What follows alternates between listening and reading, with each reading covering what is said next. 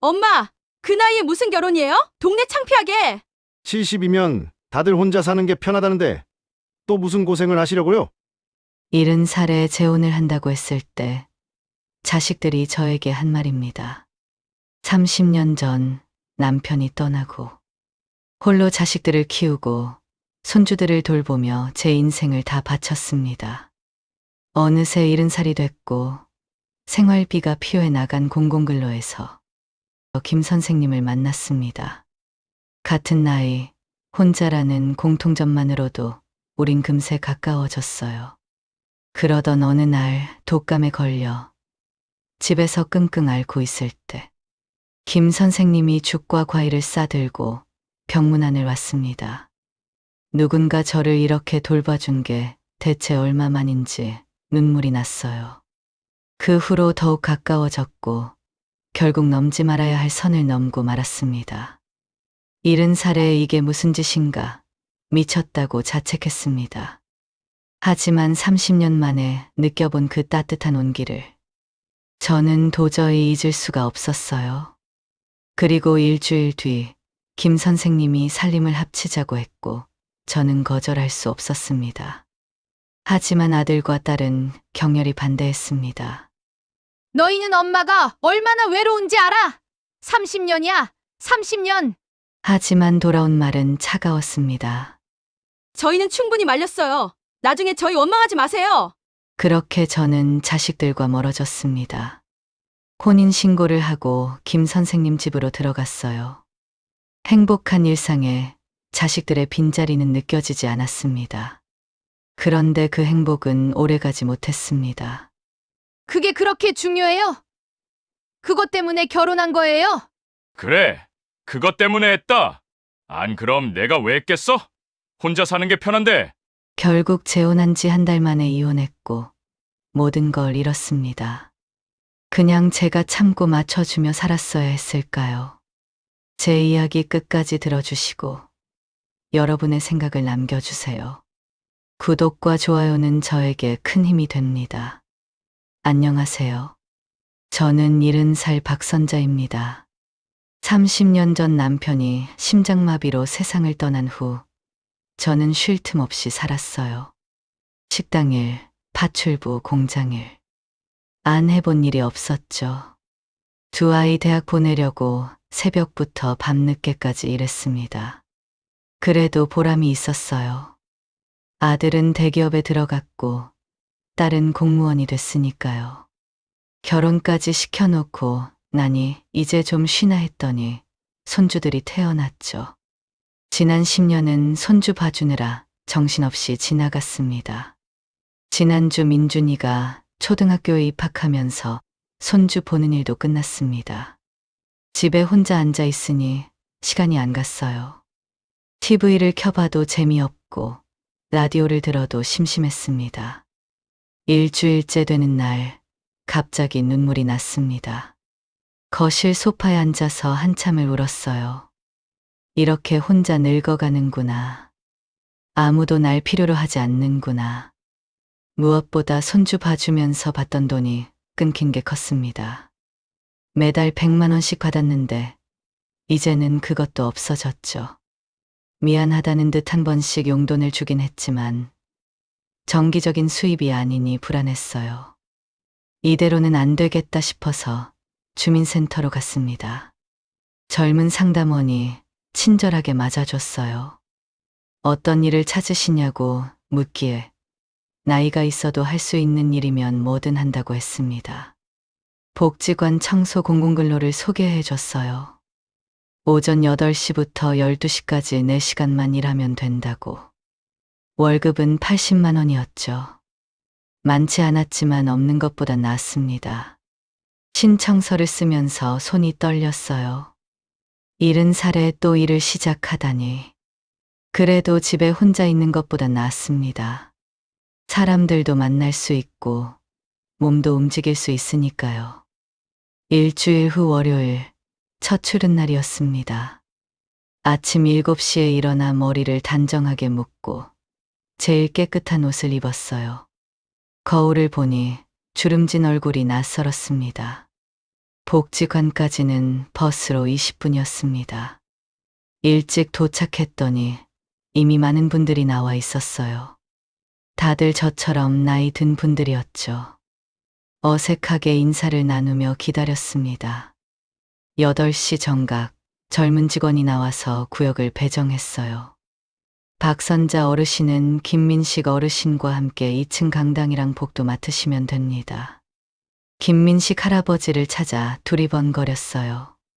한 분이 손을 들며 다가왔습니다. 키가 크고 단정한 인상이었어요. 흰 머리가 깔끔하게 빗겨져 있고 안경 너머로 온화한 눈빛이 보였죠. 2층으로 올라가면서 말없이 걸었습니다. 첫날이라 뭐라고 말을 걸어야 할지 몰랐어요. 계단을 오르는데 숨이 조금 찼습니다.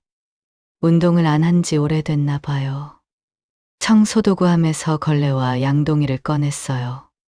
강당부터 시작하기로 했죠. 넓은 강당 바닥을 걸레질하는데 금세 땀이 났습니다. 오랜만에 하는 육체 노동이라 힘들었어요. 무릎도 아프고 허리도 뻐근했죠. 1시간쯤 지났을까요? 복도 창가에서 잠깐 쉬고 있는데 김민식 할아버지가 다가왔습니다. 힘드시죠? 저도 처음엔 그랬어요. 부드러운 목소리였어요. 고개를 들어봤더니 미소를 짓고 있었습니다. 이마에 땀이 송글송글 맺혀 있는 게 보였어요. 저는 김민식이라고 합니다. 70살이에요. 어머, 저도 70살인데 박선자예요. 동갑이라니 반가웠습니다. 왠지 친근감이 들었죠. 같은 나이에 같은 일을 하고 있다니 동지애 같은 게 느껴졌어요. 잠깐의 대화를 나누고 다시 청소를 시작했습니다. 이상하게 마음이 가벼워졌어요. 혼자가 아니라는 생각이 들어서였을까요? 남은 시간도 금방 지나갔습니다. 12시가 되자 일이 끝났습니다. 집으로 가려는데 구내식당이 보였습니다. 집에 가봐야 어차피 혼자 먹을 텐데 여기서 해결하면 좋을 것 같았죠. 식당에 들어가서 식권을 샀어요. 6,000원이었습니다. 밖에서 먹는 것보다 훨씬 싸다고 생각하며 음식을 받았죠. 된장찌개에 제육볶음, 김치와 나물 반찬들. 집밥 같아서 좋았어요. 빈 테이블을 찾아 앉았습니다. 혼자 먹는 밥이지만 맛있게 먹고 있었어요. 그때 누군가 제 앞에 섰습니다.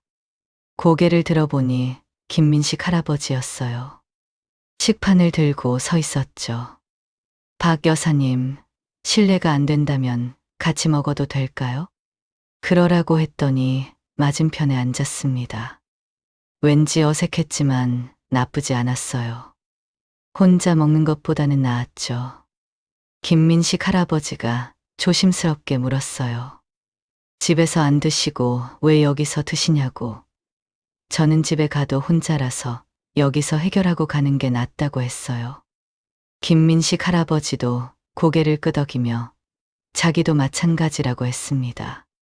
집에 가면 아무도 없다고요. 같은 처지라니. 묘한 동질감이 느껴졌어요.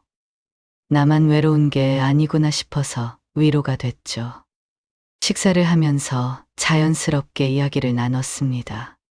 김민식 할아버지는 초등학교 교감으로 정년 퇴직했다고 했어요. 40년간 교직에 있었다고요. 자식들은 모두 서울에 살아서 명절에나 얼굴을 본다고 했습니다. 부인은 5년 전에 암으로 세상을 떠났다고 했죠. 말할 때 눈가가 촉촉해지는 게 보였어요. 저도 제 이야기를 했습니다. 30년 전에 남편을 잃고 혼자 아이들을 키운 이야기, 온갖 일을 하며 살아온 이야기, 손주들 봐주다가 이제야 혼자 시간을 갖게 된 이야기. 내일도 시간 되시면 같이 드시죠. 혼자 먹는 것보다는 나을 것 같은데. 김민식 할아버지가 조심스럽게 제안했어요. 그러자고 대답했습니다. 사실 저도 바라던 바였죠. 한 달이 지나니 김 선생님과 부쩍 친해졌습니다. 매일 아침 8시에 만나서 같이 일하고 12시엔 구내식당에서 점심을 먹었어요. 처음엔 어색했지만 이제는 자연스러웠죠. 무슨 반찬이 나왔는지, 오늘 날씨가 어떤지 이런저런 이야기를 나눴습니다. 김 선생님은 참 자상한 분이었어요. 제가 무거운 걸 들면 대신 들어주시고, 힘든 일은 먼저 하시고, 이런 배려를 받아본 게 얼마만인지 모르겠더라고요. 함께 일하는 다른 할머니, 할아버지들도 우리를 보며 농담을 했어요. 이러다 둘이 결혼하는 거 아니냐고. 그럴 때마다 얼굴이 빨개졌습니다. 70살에 무슨 결혼이냐고 손사래를 쳤죠. 2달이 지났을 때였습니다. 금요일부터 몸이 으슬으슬하더니 주말 내내 감기가 심해졌어요. 온몸이 쑤시고 열이 펄펄 났죠. 혼자 끙끙 앓으면서 버텼습니다. 병원에 가야 하나 싶었지만 주말이라 그냥 참았어요. 월요일 아침 도저히 일어날 수가 없었습니다. 복지관 직원에게 전화했어요. 오늘은 못 갈 것 같다고, 죄송하다고. 겨우 몸을 일으켜 병원에 갔습니다. 의사가 진찰을 하더니 독감이라고 했어요. 어떻게 주말 동안 참으셨냐며 혀를 찼죠. 수액실 침대에 누웠습니다. 차가운 수액이 팔로 들어가는 게 느껴졌어요. 눈을 감고 있는데 핸드폰이 울렸습니다. 김 선생님이었어요. 박 여사님, 복지관 직원한테 들었는데 많이 아프시다면서요? 괜찮으세요? 걱정하는 목소리가 들렸습니다. 지금 병원에서 수액 맞고 있다고. 내일까지는 못 갈 것 같다고 미안하다고 했어요. 김 선생님은 괜찮다며 얼른 나으라고 했습니다. 전화를 끊고 나니 마음이 따뜻했어요. 누군가 걱정해주는 사람이 있다는 게. 수액을 다 맞고 집으로 돌아왔습니다. 다음 날 아침 상태가 더 안 좋아졌습니다. 약을 먹으려면 밥을 먹어야 하는데 일어나서 밥을 차릴 힘이 없었어요. 겨우 우유 한 잔을 마시고 약을 먹었죠. 다시 침대에 누웠습니다. 천장이 빙빙 도는 것 같았어요. 12시가 조금 넘었을 때 전화가 왔습니다. 김 선생님이었어요. 오늘은 좀 어떠냐고 물었습니다. 그냥 괜찮다고 대답했어요. 거짓말이었죠. 하지만 걱정시키고 싶지 않았습니다. 점심은 드셨냐고 또 물었어요. 이제 막 먹으려던 참이라고 또 거짓말을 했습니다. 그러자 김 선생님이 말했어요. 매일 같이 점심 먹다가 혼자 먹으려니 밥이 안 넘어간다고. 죽이라도 사서 병문안 가도 되겠냐고. 순간 망설였습니다. 낡고 오래된 빌라. 부엌은 좁고 거실은 어두운 이 집을 보여주기가 부끄러웠어요. 아니라고 괜찮다고 거절했지만 김 선생님은 계속 오고 싶다고 했습니다. 솔직히 너무 힘들었어요. 혼자서는 죽도 못 끓일 것 같았죠. 결국 주소를 알려줬습니다. 힘겹게 일어나서 대충이라도 집을 치웠어요. 쌓여있던 그릇도 씻고 바닥에 떨어진 옷까지도 주웠죠. 그것만으로도 숨이 찼습니다. 오후 1시 초인종이 울렸어요. 문을 열자 김 선생님이 양손 가득 뭔가를 들고 서 있었습니다. 전복죽 통이랑 과일 봉지가 보였어요. 어머, 박 여사님 얼굴이 왜 이래요? 정말 괜찮으신 거 맞아요? 병원 다시 가셔야 하는 거 아니에요? 걱정스러운 눈빛이었어요. 괜찮다고 손사래를 쳤지만 사실 서 있기도 힘들었습니다. 김 선생님은 부엌으로 가서 죽을 데워줬어요. 그릇에 예쁘게 담아서 숟가락까지 놓아주시더라고요. 천천히 먹으라고, 급하게 먹으면 체한다고 하면서요. 따뜻한 죽이 목으로 넘어갔습니다. 며칠 만에 제대로 된 음식이었어요. 눈물이 날 뻔했죠. 식사가 끝나고 차를 한잔 하던 중이었습니다. 화장실 좀 써도 될까요? 김 선생님이 물었어요. 그리고 화장실에서 나온 김 선생님이 말했습니다. 화장실에 불이 안 들어온다고, 불편하셨겠다고. 그러고 보니 화장실 전등이 나간 지 일주일이 됐는데 못 갈아 끼고 있었죠. 일주일 됐다고 다음에 아들 오면 고쳐달라고 할 거라고 했더니 김 선생님이 고개를 저었어요. 불편해서 어떻게 살아요? 제가 고쳐드릴게요. 됐다고 괜찮다고 했지만 김 선생님은 이미 마음을 정한 듯 했습니다. 집안의 모든 전등을 하나하나 확인했어요. 꺼졌다 켜졌다 하면서. 그리고는 밖에 나갔다가 전구를 한 보따리 사왔습니다. 화장실뿐만 아니라 거실, 부엌, 안방까지. 오래된 전구를 모두 새 것으로 갈아줬어요. 집안이 환해졌습니다. 이렇게 밝은 집이었나 싶을 정도로요. 저녁약 먹을 시간까지 챙겨주고서야 김 선생님은 돌아갔습니다. 혼자 남은 집에서 눈물이 났어요. 누군가에게 이런 보살핌을 받는 게 몇십 년 만인지. 남편이 살아있을 때도 이렇게 자상하지는 않았는데. 다음 날 아침 몸이 여전히 무거웠습니다. 열은 내렸지만 온몸이 쑤시고 기운이 없었어요. 그래도 일어났죠. 김 선생님이 혼자서 2층을 다 청소해야 한다고 생각하니 미안해서 누워있을 수가 없었습니다. 천천히 준비를 하고 복지관으로 갔어요. 김 선생님이 저를 보자마자 놀랐습니다. 박 여사님, 왜 나오셨어요? 며칠 더 쉬셔야죠. 걱정스러운 눈빛이었어요. 김 선생님 덕분에 다 나았다고, 괜찮다고 했습니다. 청소를 시작했어요. 평소처럼 걸레질을 하는데 이상했습니다.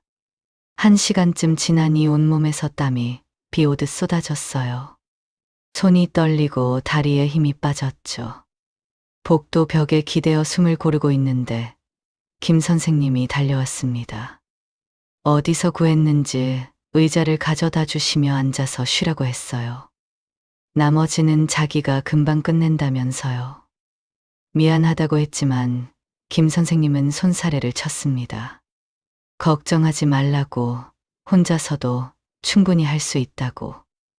의자에 앉아서 김 선생님이 청소하는 모습을 봤어요. 땀을 뻘뻘 흘리면서도 꼼꼼하게 구석구석 닦는 모습이 고마웠습니다. 12시가 되어 일이 끝났어요. 김 선생님이 구내식당에서 밥 먹고 가자고 했습니다. 저는 고개를 저었어요. 오늘은 제가 사드린다고, 어제도 챙겨주시고 오늘도 혼자 고생하셨으니 고기를 사드리겠다고 했죠. 고깃집으로 갔습니다. 오랜만에 외식이었어요. 삼겹살이 지글지글 구워지는 동안 서로 고마움을 표현했어요. 김 선생님은 아프신 분 도와드리는 게 당연한 거라고, 저는 이렇게 잘 챙겨주는 분이 있어서 정말 다행이라고 했습니다. 어느덧 공공근로 마지막 날이 왔습니다. 평소와 다름없이 청소를 했지만 마음은 싱숭생숭했어요. 이제 김 선생님을 매일 볼 수 없다고 생각하니 시원섭섭했죠. 마지막 청소를 끝내고 복지관 식당에서 함께 밥을 먹었습니다. 밥을 먹다가 김 선생님이 조심스럽게 물었어요. 박 여사님, 가끔 연락드려도 될까요? 순간 가슴이 뛰었습니다. 그럼요. 언제든지 하세요. 김 선생님이 안도하는 표정을 지었어요. 저도 사실 그걸 바라고 있었거든요. 헤어지고 집으로 돌아왔습니다. 왠지 허전했어요. 다음 날 아침 습관처럼 일어나서 출근 준비를 하다가 멈췄습니다. 아, 이제 일이 끝났구나. 다시 침대에 누웠어요. 갈 곳이 없으니 일어날 이유도 없었죠. 점심시간이 되어 혼자 밥을 먹었습니다. 된장찌개에 밥 한 공기. 맛이 없었어요. 김 선생님은 밥을 잘 챙겨 드시고 계실까? 혹시 나를 생각하고 계실까? 그렇게 하루가 지나고 이틀이 지나고 사흘이 지났습니다. 연락을 해볼까 고민했어요. 전화기를 들었다가 놨다가를 수십 번. 괜히 내가 먼저 연락해서 불편하게 하는 건 아닐까 싶어서요. 사흘째 되는 날 점심시간 전화가 왔습니다. 김 선생님이었어요. 박 여사님, 점심 드셨어요? 같이 식사하실래요? 기쁜 마음에 바로 나갔습니다.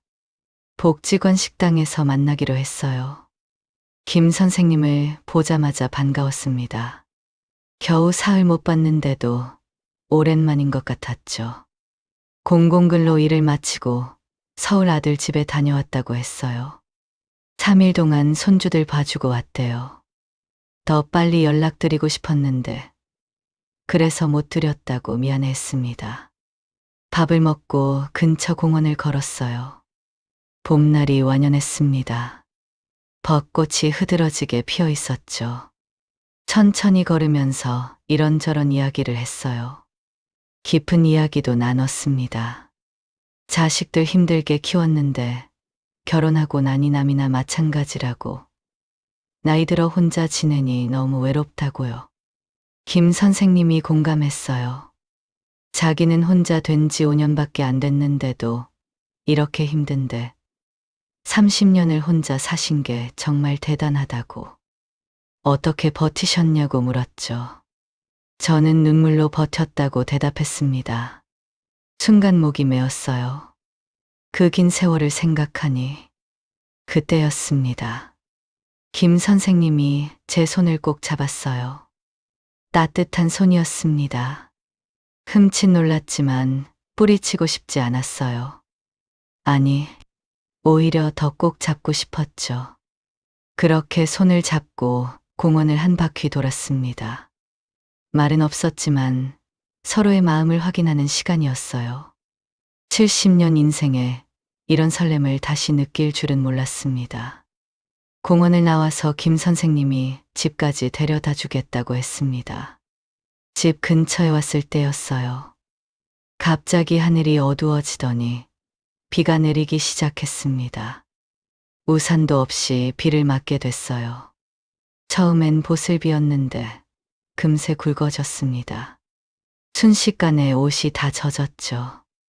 김 선생님, 비 그칠 때까지 집에서 잠깐 계시다 가세요. 망설이는 김 선생님을 재촉했습니다. 이대로 가시면 감기 걸린다고. 그렇게 김 선생님과 함께 집으로 들어갔어요. 집으로 들어가자마자 김 선생님의 젖은 모습이 눈에 들어왔습니다.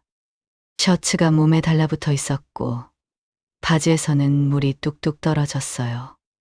이대로 있으면 정말 감기에 걸릴 것 같았죠. 서둘러 안방으로 가서 옷장을 뒤졌습니다. 아들이 가끔 내려올 때 입던 옷들이 몇 벌 있었어요. 면바지와 티셔츠를 꺼내 들고 나왔습니다.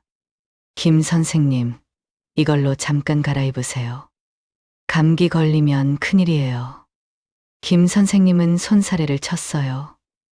괜찮다고, 조금 있으면 마른다고. 하지만 저는 단호했습니다.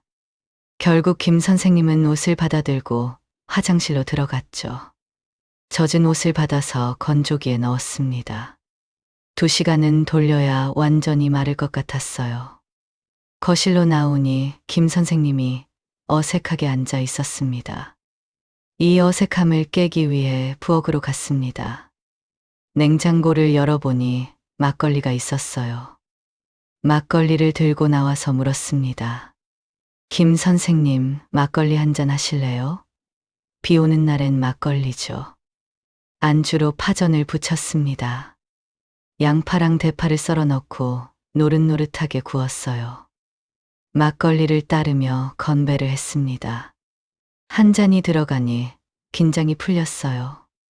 김 선생님이 말했습니다. 비 오는 날 막걸리에 파전이라니 참 좋다고. 한 잔이 2잔이 되고 2잔이 3잔이 됐어요. 취기가 오르니 말도 많아졌죠. 젊었을 때 이야기가 나왔습니다. 김 선생님은 교대 다닐 때 얘기를, 저는 남편과 연애하던 시절 얘기를 했어요. 그때가 정말 좋았다고, 다시 돌아갈 수 있다면 좋겠다고. 서로의 추억에 빠져 시간 가는 줄 몰랐습니다. 어느새 밖은 캄캄해졌고 건조기가 끝났다는 알람이 울렸어요. 베란다로 나가 건조기 문을 열었는데 창밖을 보니 비가 더 세차게 내리고 있었습니다. 바람까지 불어서 나무들이 이리저리 흔들렸죠. 거실로 돌아와서 말했어요. 밖에 비가 너무 많이 온다고, 오늘은 그냥 자고 가시라고. 빈 방도 있다고 했죠. 김 선생님은 깜짝 놀라며 어떻게 그럴 수 있냐고, 집에 가야 한다고 했어요. 저는 농담 섞인 목소리로 괜찮다고, 안 잡아먹는다고 했습니다. 이런 날씨에 나가면 위험하다고 계속 설득했어요.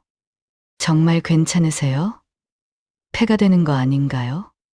이런 날씨에 나가시면 위험해요.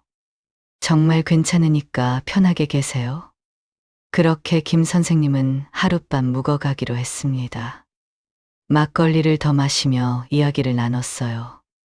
분위기가 묘했습니다. 70년 인생에 이런 설렘이라니. 술 기운 때문인지 외로움 때문인지 그날 밤 우리는 같은 침대에서 잠이 들었습니다. 다음 날 아침 눈을 떴을 때 옆에는 아무도 없었어요. 김 선생님이 새벽에 조용히 나간 모양이었습니다. 침대에 앉아 머리를 감쌌어요.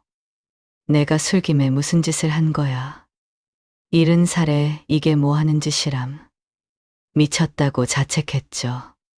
하지만 한편으론 30년 만에 느껴본 따뜻함이었습니다. 그 온기를 잊을 수가 없었어요. 그날 하루 종일 김 선생님한테 연락이 없었습니다. 제가 먼저 연락하고 싶었지만 용기가 안 났어요. 실수였다고 생각하실까봐, 저를 이상하게 볼까봐. 그렇게 일주일이 지났습니다. 더는 못 참고 전화를 걸었어요. 떨리는 손으로 번호를 눌렀죠. 김 선생님이 받았습니다. 목소리가 어색했어요. 제가 먼저 말을 꺼냈습니다. 그날 술을 너무 많이 마셔서 실수를 한 것 같다고, 정말 죄송하다고. 잠시 침묵이 흘렀어요. 그리고 김 선생님이 말했습니다. 아니에요. 저도 좋았어요. 그 한마디에 가슴이 뛰었습니다. 그날 이후로 우리 관계는 급속도로 가까워졌어요. 매일 만났습니다. 점심을 같이 먹고 공원을 산책하고 저녁엔 서로의 집을 오가며 시간을 보냈죠. 마치 젊은 연인들처럼 설레고 행복했어요. 70살에 이런 감정을 느낄 줄은 꿈에도 몰랐습니다. 한 달쯤 지났을 때였어요. 저녁을 먹고 차를 마시던 중 김 선생님이 진지한 표정으로 말했습니다. 박 여사님, 우리 그냥 합칠까요? 같이 살면 생활비도 아끼고 서로 의지하며 행복하게 살 수 있을 것 같은데. 순간 머릿속이 하얘졌습니다. 재혼이라니. 사실 40대, 50대 때도 재혼을 생각해 본 적이 있었어요. 하지만 아이들 눈치도 보이고 세상 시선도 무서워서 포기했죠. 그런데 70살에 재혼이라니 고민이 됐습니다. 하지만 지금 이 순간이 너무 행복했어요. 김 선생님과 함께 있는 시간들이 너무 좋았습니다. 한참을 생각하다가 대답했어요. 좋아요. 하지만 한 가지 조건이 있어요. 서로의 자식들한테 허락을 받아요. 그래야 마음 편하게 살 수 있을 것 같아요. 김 선생님도 고개를 끄덕였습니다. 그래요. 그게 맞죠. 자식들 허락받고 당당하게 삽시다. 우리는 손을 맞잡았어요. 주말에 아들과 딸을 집으로 불렀습니다. 거실에 앉은 두 사람은 뭔가 중요한 얘기가 있나 싶어서 긴장한 표정이었어요. 조심스럽게 입을 열었습니다. 재혼하고 싶다고, 좋은 사람을 만났다고. 순간 거실 공기가 얼어붙었어요. 딸의 얼굴이 굳어지는 게 보였습니다. 엄마, 70살에 무슨 결혼이에요? 동네 창피하게. 딸이 먼저 반대했습니다. 얼굴이 붉어지며 흥분했어요. 아들도 거들었습니다. 70살이면 다들 혼자 사는 게 편하다는데 무슨 남자냐고. 또 무슨 고생하시려고 그러냐며 한숨을 쉬었어요. 속으로는 이해해 줄 거라고 기대했었습니다. 엄마도 행복할 권리가 있다고, 외로움을 달래줄 동반자가 필요하다고 이해해 줄 알았어요. 하지만 막상 반대하는 자식들을 보니 화가 치밀어 올랐습니다. 참았던 감정이 폭발했어요. 너희는 엄마가 얼마나 외로운지 알아? 30년이야, 30년. 30년 동안 일만 하며 너희들 뒷바라지하며 살았어. 이제야 내가 하고 싶은 거 한다는데 그걸 못 들어줘? 목소리가 떨렸습니다. 눈물이 날 것 같았지만 꾹 참았어요. 지금 울면 안 됩니다.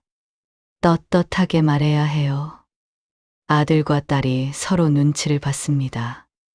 뭔가 상의하는 듯한 눈빛을 주고받더니 딸이 말했어요. 그럼 그냥 지금처럼 만나서 지내시면 되잖아요. 굳이 결혼까지 필요가 있어요? 저는 깊은 한숨을 쉬며 말했어요. 이 말만큼은 꼭 해야 했습니다. 엄마가 아프면 어떻게 할 거야? 법적 보호가 있어야 할 거 아니야. 엄마 아플 때마다 너희가 내려와서 병원 데리고 갈 거야? 그 말에 두 사람 다 입을 다물었습니다. 사실이었어요. 작년에 독감으로 쓰러졌을 때도 혼자 택시 타고 응급실 갔었죠. 수액 맞으면서도 혼자였습니다. 아들은 회사 일로 바쁘다고, 딸은 애들 학원 보내야 한다고. 다 이해했지만 서운했어요. 잠시 무거운 침묵이 흘렀습니다. 아들이 먼저 일어났어요. 딸도 따라 일어났습니다. 입가에는 불편한 기색이 역력했어요. 현관으로 향하면서 아들이 말했습니다. 어쨌든 저희는 충분히 말렸어요. 나중에 후회하셔도 저희 원망하지 마세요. 차갑게 돌아서는 자식들을 보며 가슴이 아팠습니다. 내가 너희를 어떻게 키웠는데 하는 서운함이 밀려왔어요. 문이 닫히는 소리가 유난히 크게 들렸습니다. 혼자 남은 거실에서 한참을 앉아 있었어요. 다음 주 김 선생님이 점심 먹고 잠깐 볼 사람이 있다며 나오라고 했어요. 누굴 만나나 싶어서 약속 장소로 나갔습니다. 카페에 들어서니 김 선생님이 손을 흔들었어요. 그런데 옆에 두 사람이 더 있었습니다. 낯선 얼굴들이라 누군가 했더니 제 아들이랑 딸입니다. 서울에서 내려왔어요. 아, 그래서 만나자고 했구나. 갑자기 긴장이 됐습니다. 우리 애들처럼 반대하면 어쩌나. 하지만 걱정은 기우였어요. 김 선생님 아들이 먼저 일어나 인사했습니다. 아버지한테 말씀 많이 들었습니다. 말씀 들은 것처럼 정말 예쁘시네요. 따뜻한 미소와 함께 건넨 인사에 긴장이 풀렸어요. 딸도 미소를 지으며 인사했습니다. 아버지가 요즘 너무 행복해 보이신다고, 어머니 덕분인 것 같다며 고개를 숙였어요. 커피를 마시며 이런저런 이야기를 나눴습니다. 김 선생님 자식들은 아버지의 재혼을 진심으로 축하한다고 했어요. 혼자 계시는 게 늘 걱정이었는데 좋은 분을 만나서 다행이라고.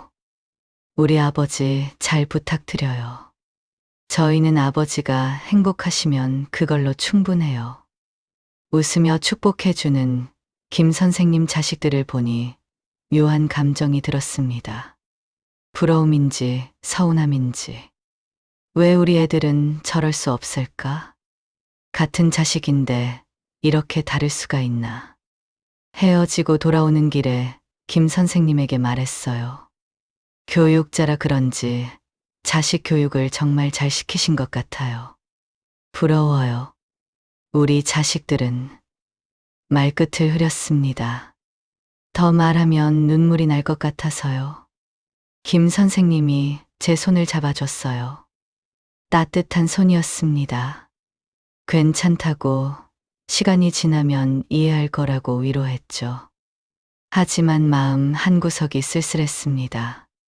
가장 축복받고 싶은 사람들에게 축복받지 못한다는 게, 부모 마음을 몰라주는 자식들이 원망스러우면서도 서글펐어요. 내가 너무 이기적인 건가? 자식들 체면도 생각해야 하는데. 아니야. 나도 행복할 권리가 있어. 30년을 혼자 살았으면 충분하지 않아? 이런 생각들이 머릿속에서 맴돌았어요. 그래도 김 선생님이 있어서 다행이었습니다. 이 사람과 함께라면 남은 인생도 행복할 것 같았어요. 자식들이 축복해주지 않아도 우리 둘이 행복하면 되는 거 아닐까? 다음 날 시청에서 혼인신고를 했습니다. 직원이 서류를 받으며 축하한다고 했어요. 70살의 새 출발이라니 대단하시다면서. 우리는 서로를 보며 수줍게 웃었죠. 이제 정말 부부가 됐구나. 실감이 났습니다. 집으로 돌아와 짐을 쌌어요. 30년 살았던 낡은 빌라를 정리하는 마음이 복잡했습니다. 부동산에 내놨지만 너무 낡아서 관심 갖는 사람이 없었어요. 결국 시세보다 훨씬 싸게 금매로 내놨죠. 일주일 만에 겨우 계약이 됐습니다. 헐값이었지만 어쩔 수 없었어요. 빨리 정리하고 새 생활을 시작하고 싶었으니까요. 김 선생님. 아니, 이제는 남편의 아파트로 이사했습니다. 작지만 아늑한 집이었어요. 24평짜리 아파트였지만 둘이 살기엔 충분했죠. 무엇보다 엘리베이터가 있어서 좋았습니다. 빌라 계단 오르내리는 게 힘들었거든요. 첫날 아침 남편이 차를 끓여줬어요.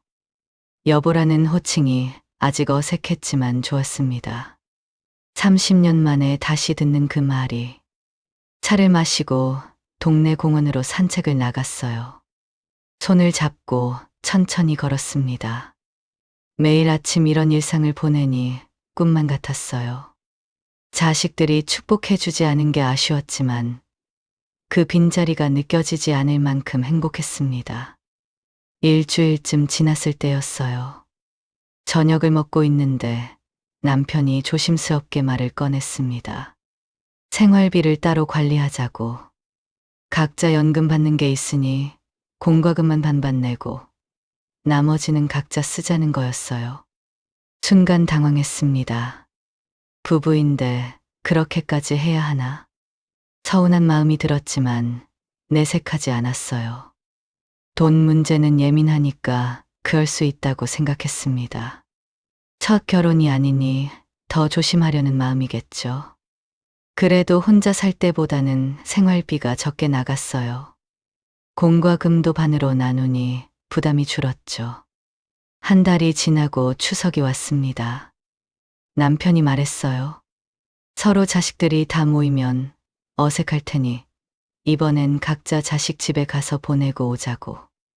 알겠다고 대답했지만 막막했습니다. 자식들에게 어떻게 연락하나. 재혼 반대하던 애들이 받아줄까. 추석 당일 남편은 아침 일찍 아들 집으로 떠났어요. 저는 집에 혼자 남았습니다. 차례상도 차리지 않았어요. 혼자 차리는 게 무의미했으니까요. TV를 보며 시간을 보냈습니다. 추석 특선 영화를 하나 봤지만 내용이 머리에 들어오지 않았어요. 점심은 라면으로 때웠습니다. 명절에 혼자 라면이라니 씁쓸했죠. 3일 후 남편이 돌아왔어요. 손에는 아들 며느리가 싸준 음식이 가득했습니다. 전이며 나물이며 보기만 해도 정성이 느껴졌죠. 잘 다녀왔냐고 물었지만 저를 혼자 두고 간 것에 대한 미안함은 없는 것 같았어요. 서운했지만 내색하지 않았습니다. 며칠 후였어요. 남편이 거실에서 통화하는 소리가 들렸습니다. 아들과 통화하는 것 같았는데 3천만 원이 입금됐다는 얘기가 들렸어요. 통화가 끝나고 물었습니다. 무슨 돈 얘기냐고. 남편은 덤덤하게 말했어요. 추석에 갔을 때 아들이 사업 자금이 급하다고 해서 빌려줬다고 했습니다. 그 말을 듣고 저도 모르게 말이 나왔어요. 나한테는 한마디 상의도 없이 돈을 빌려줬다고요? 내 돈인데 왜 허락을 받아요? 남편의 말이 맞긴 했지만 부부 사이에 이렇게까지 선을 긋나 싶어 서운했어요. 더 할 말이 없어서 작은 방으로 들어갔습니다. 혼자 있고 싶었어요. 조금 있다가 남편이 들어왔습니다. 뒤에서 절 안으며 물었어요. 왜 화났어요? 내가 뭘 잘못했어요? 손을 치우며 말했습니다. 화난 게 아니라 그냥 오늘은 혼자 자고 싶다고 했습니다. 남편은 계속 저를 만지며 달래려 했지만 단호하게 거부했어요. 결국 남편은 혼자 안방으로 갔습니다. 밤새 생각했어요. 돈 문제는 예민하니까 각자 알아서 하는 게 맞아. 재혼이니까 더 조심해야지. 내가 너무 심했나? 미안한 마음이 들었습니다. 다음 날 아침 일찍 일어나 남편이 좋아하는 무국을 끓였어요. 물을 큼직하게 썰어 넣고 정성껏 끓였죠. 아침상을 차려놓고 남편을 불렀습니다. 하지만 남편은 약속이 있다며 아침도 안 먹고 나가 버렸어요. 혼자 남은 식탁이 썰렁했습니다. 밤 10시가 넘어서 남편이 돌아왔어요. 술에 잔뜩 취해서요. 비틀거리며 들어오는 남편을 보고 물었습니다. 어디서 이렇게 많이 마셨냐고요. 신경 쓰지 마세요. 내가 알아서 해요. 차가운 말투에 가슴이 철렁했어요. 미안한 마음에 다가가 말했어요. 여보, 어제는 내가 오바했어요. 미안해요. 다시는 그런 일로 간섭 안 할게요. 그날 밤 겨우 화해를 했습니다. 남편이 샤워를 마치고 나와서 같이 자자고 했어요. 하지만 술 냄새가 진동했습니다. 소주를 꽤 많이 마신 모양이었죠. 여보, 술 냄새가 너무 나요. 먼저 주무세요. 남편은 계속 같이 자자고 조르기 시작했어요. 팔을 잡아당기며 왜 이러냐고, 화해했으면서 왜 또 피하냐고요. 오늘은 술에 취했으니 그냥 빨리 주무시라고 했습니다. 내일은 꼭 같이 자겠다고 달랬죠. 실랑이를 하다가 결국 남편은 혼자 안방으로 들어갔어요. 문을 쾅 닫는 소리가 났습니다. 불안한 마음에 잠이 오지 않았어요. 또 화났나? 내가 잘못한 건가? 다음 날 아침 평소처럼 일찍 일어나 아침을 준비했습니다. 된장찌개에 계란말이, 남편이 좋아하는 김치까지 꺼내놓고 불렀어요. 그런데 남편은 대답이 없었습니다. 그냥 거실로 나와서 옷을 갈아입고 현관으로 향했어요. 어디 가냐고 물었지만 역시 대답이 없었습니다. 그냥 나가버렸어요. 저를 투명인간 취급하는 거였습니다. 처음엔 술이 덜 깼나 싶었어요. 점심때쯤 돌아오겠지 했죠. 하지만 저녁이 되도록 돌아오지 않았습니다. 전화도 받지 않았어요. 밤늦게 들어온 남편은 여전히 저를 무시했습니다. 말을 걸어도 밥을 차려놔도 아무런 반응이 없었어요. 이게 하루 이틀 계속됐습니다. 어린아이도 아니고 70살 먹은 사람이 왜 이러나 싶어서 화가 났지만 참았어요. 먼저 사과하면 풀릴 거라고 생각했으니까요. 하지만 일주일이 지나도록 남편의 태도는 변하지 않았습니다. 아침마다 말없이 나갔다가 밤늦게 들어왔어요. 제가 차려놓은 밥도 먹지 않았습니다. 마치 혼자 사는 사람처럼 행동했죠. 더는 못 참겠다 싶어서 남편을 거실로 불렀습니다. 도대체 뭐가 문제예요? 왜 이러는 거예요? 남편은 여전히 입을 다물고 있었어요. 이거 해결 못하면 같이 못 살아요. 뭐가 그렇게 불만인지 말이라도 해요.